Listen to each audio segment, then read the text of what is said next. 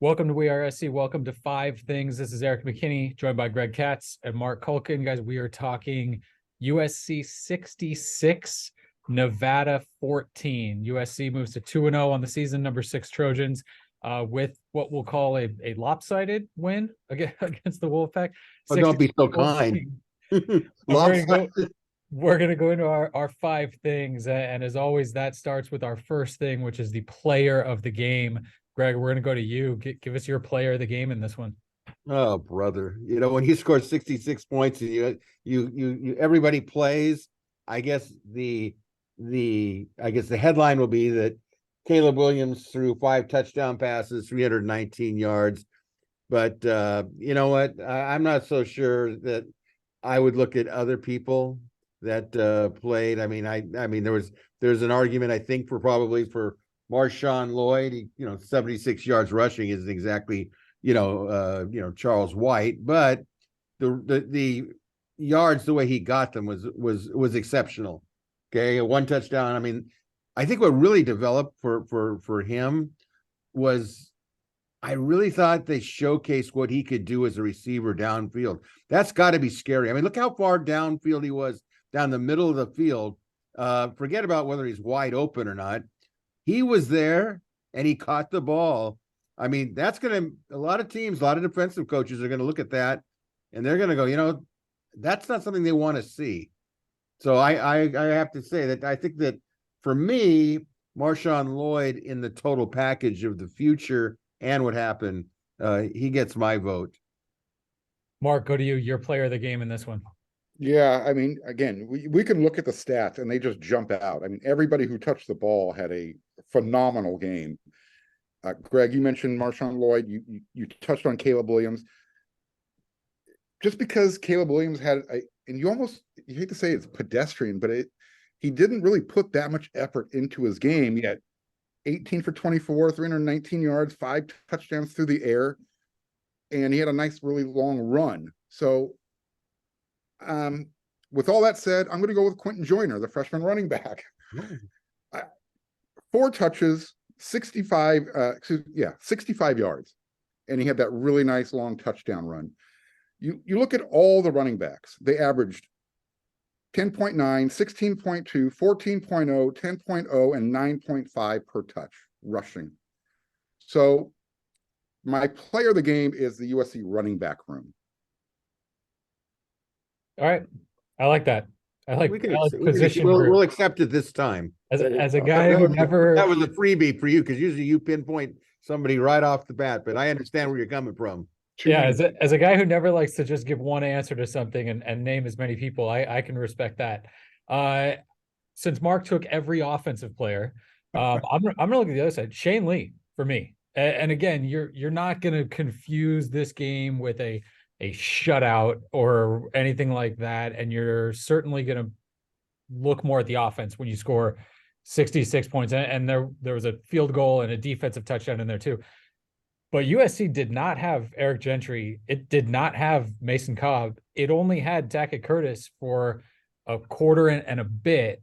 Right. Shane Lee didn't play defensive snaps last week. He came in this week. He led USC with 10 tackles. He had that big sack, that play after Tackett Curtis was ejected. And Nevada did not run the ball. Their only runs of more than 10 yards came on a long 3rd down where USC was kind of giving that up to make the tackle, and then a quarterback scramble.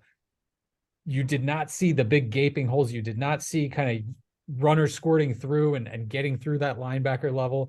I thought Shane Lee played really, really well in this game. Again, is it 5 touchdown passes that Caleb has? Is it the big explosive offensive plays? No, but when he was asked to do what he was asked to do, he delivered, I think, about as well as he could have. And this was a guy that wasn't 100% last year. There were games where he struggled. He dealt with injury too. So really happy to see him, kind of the way he came out, his first extended defensive showing this season. And just, I thought really delivered on a very strong game.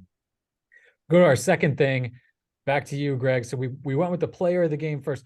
Play of the game for you in this one.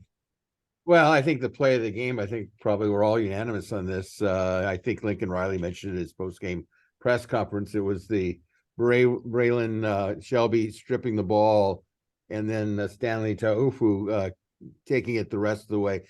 I think that's pretty cool when a defensive player, especially, it was great for a true freshman, right? He gets excitement, and it was great for the defensive lineman who's been here for a while. And he goes in there. I thought he was rather cool about it. Didn't spike it, didn't start, going wild, crazy. He acted like he's been there. And you know what? Forget about what the score was at the time.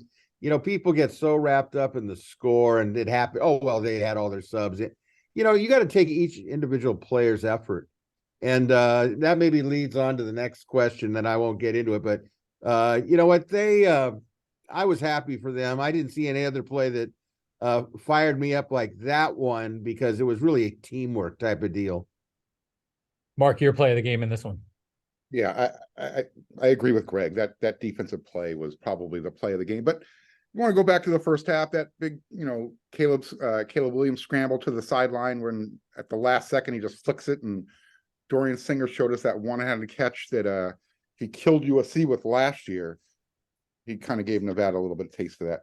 There are a lot of plays of the game. I mean, again, the big defensive highlight, but there were just so many, offensive highlights. You had Miller Moss finding Deuce Robinson, just a lot going on. But that one play down the sideline where even Lincoln Riley says, just throw it away. Oh, good job.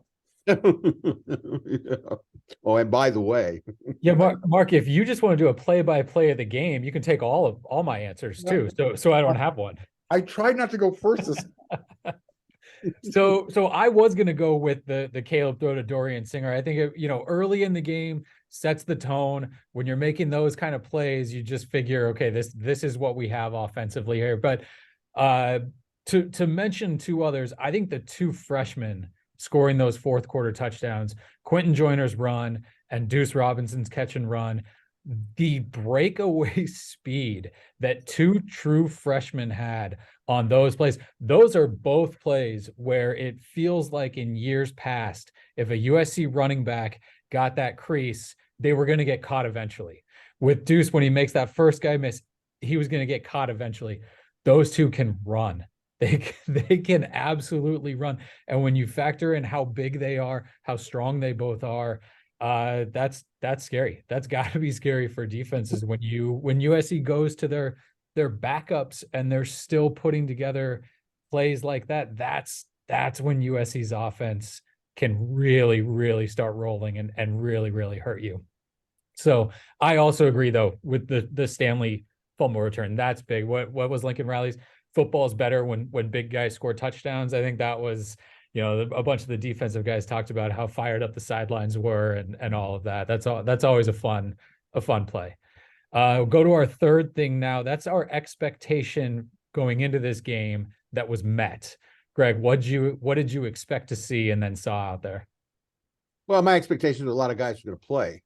And I was a little concerned after the first series by each team. I went, oh no, is Nevada going to sit there and move the ball at will against the defense? I mean, that was almost like mortifying to me. But the good news was SC grounded him down, passed him out of the ballpark, and more guys got to play. I mean, look at Miller Moss. He got a lot of playing time. And I think that's really important down the road because you never know what's going to happen. A couple of things that, when you talk about expectations, is someone going to teach Caleb Williams how to slide properly when he runs down the field, please? I mean, that was like a bad second base slide from the 1940s. And I say that with respect to Caleb, only because he did cut down on the number of times he ran the ball. I thought they didn't run the option with him, which was an expectation I was hoping to see, because I don't think at this point in time it makes a lot of sense to do that and make him a target on an option play. I think it's senseless. But as far as expectation, bottom line, everybody got to play. They'll be happy in practice. It'll be a great launch point to open up conference against undefeated and ACC-bound Stanford. I'm getting turned on already. Mark, let's cut that. Mark, you go ahead. Get that You go ahead visual and out of go. my head right now. You go ahead and go. Your expectation that was met in this one. The team bouncing back from week 0 to week 1 and looking like they made an adjustment from week 0 to week 1. Just a much cleaner game. You get past the first series with the big play touchdown by Nevada. Again, they had another one late in the game, but other than that, pretty clean game. And again, yes, everyone will agree USC was a much better team than Nevada, higher quality players across the board. But they dominated. They looked like the number 6 team in the country, handling a team they should handle. And when you put up 66 points, you're doing something right. I mean, their first half offensive possessions were 4 plays, 3 plays. And when you're scoring, you're doing what you want to do. At that point, I even asked Lincoln after the game, do you start adjusting your play calling maybe to give your defense a little bit extra rest? And, the offense was just doing what was there. It's not like It should be noted that Lincoln did say to Mark, that was an excellent question. Well, I don't know. He gave you kudos. Anyways, expectation met. USC handled the team they should handle the way they should. And like Greg said, now if we're on to Stanford, and I'll save my enthusiasm for next week.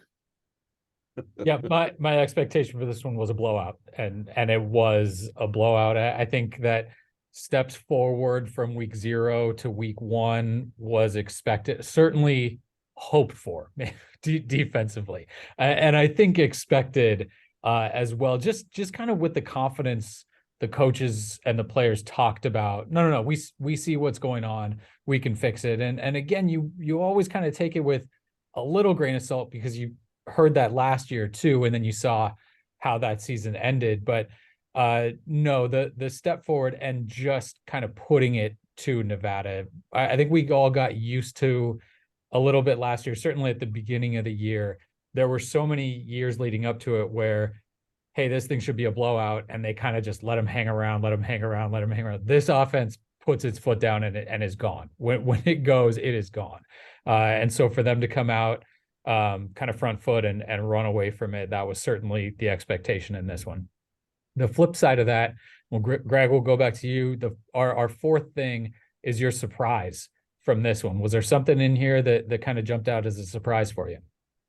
Well, the surprise to me is that the defense looked so poor in the first series, but you have to take into account that the linebackers that they usually would have, I mean, it didn't, I mean, Cobb not in there, I know is going to make a difference, but it was disappointing to me. Although the real surprise, if I can add this, was that was the question. Lee Corso comes on in an interview with Herb Street, and he says that SC is going to win the national championship. And of course, the question you knew he was going to get asked was, yeah, but what about their defense? And Corso said, when you can score like they do, who needs a defense? I don't agree with that, but that was a surprise to me. I'm sure that'll filter through the locker room at some point, and actually, honestly, as Mark said, if they look like the number 6 team in the country, this is what should take place. Okay, you should be routing this team. Now, down the road, we'll see what's going to happen. But for tonight, that was my surprises. Mark, your surprise from this one? There wasn't a whole lot that surprised me, but I will tell you that Deuce Robinson's top end speed, that surprised me. To see him not only just to have the catch radius that he has and that body size, and then to all of a sudden just kind of slip it into extra gear and just leave people in his dust, that's scary. Because you now have guys like Zachariah Branch, you have guys like Dorian Singer, Brendan Rice, Mario Williams, Taj Washington, the list goes on. And now you got to somehow come up with a defense that you're going to be leaving a lot of open field if you got to play, 2 and 3 deep just to make sure you're not getting beat with big plays, because USC can attack you from every direction and not even a direction you're seeing it coming from. There was one play where they threw the ball over the middle, and they're setting it up for a later game. The running back's running a wheel route down the sideline, and there is nobody out there. If they would have ran that same play, they would have scored a touchdown off of that. So, not a big surprise, but if I have to pick something, you've got a 6'6" wide receiver that runs to 225 pounds that runs like a deer. They lost a fumble.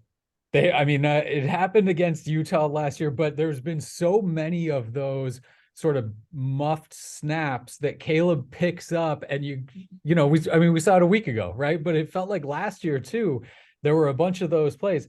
USC was -1 turnover margin for a big chunk of this game, and after coming in at 0, they were -1 for the season. And this was a team last year that what plus 700 plus 800 just absolutely blowing away the field. Now it's funny because you won 66-14, but at this point through 2 games you're at 0, you're even turnover margin. And after USC was so good at it last year, the thing that you heard a lot was that has a way of evening out, right? That in some way, the fumbles, the bounces, the whatever has a way of evening out. So it's something to keep an eye on, right? I mean, again, when you're blowing teams out the way they are, it's not a concern at this point. But again, early, just kind of something to tuck away. Can this defense create a bunch of turnovers? Is the offense going to be more secure with the ball? Again, one fumble on kind of a snap that you're not concerned about Justin Dedich and Caleb Williams getting that done. But just something that is interesting. And again, when you expect it to be a blowout and it's a blowout, trying to find surprises, it's a tough thing. Looking forward, though, Greg mentioned, I don't know if we want to bring it up again, but Stanford coming to the Coliseum next week. And then the rest of the season, our fifth thing, our biggest takeaway from this one looking forward. Greg, what do you have there? Well, first of all, the first 2 exhibition games, we took those away, which means we're getting into what really matters, what counts. So my takeaway is we know the offense is good. How good, we don't know. If they did lose a lineman tonight, possibly, in Gino Quinones, and that's not a good thing because he's really developed into a really, really functional player at guard. But my takeaway is, okay, here comes Stanford, all right? Pac-12 conference opener. I don't know if you guys got to watch Hawaii and Stanford last night. I watched the game. Stanford, I thought, was well organized. I don't think they can score with USC, but they didn't embarrass themselves against them. So my takeaway is SC's probably where they should be, and each opponent from this point on, in my opinion, will either challenge or expose that defense for what it is at the time that they play them, and how do they get better the next week. Because I tell you what, after I watched Colorado today beat TCU, and I heard somebody say, well, TCU, they had to redo their offense and they lost a lot of play. Look at that game was played, at TCU. That was a completely remastered roster. I was really impressed just on the basic energy of Colorado. And when you talk about takeaways, you better be ready to go when they go to Folsom Field, because that's not going to be a walk in the park like a lot of people thought before the season started. I mean, that's a real takeaway to me. Mark, your takeaway from this one? This team they have the depth. They can survive if players go down. You went into the game without, your 2 starting linebackers during the regular season, Mason Cobb, Erik Gentry, being held out just to make sure they get healthy. But Erik, you talked about at the top of the show, then all of a sudden you lose Tackett Curtis.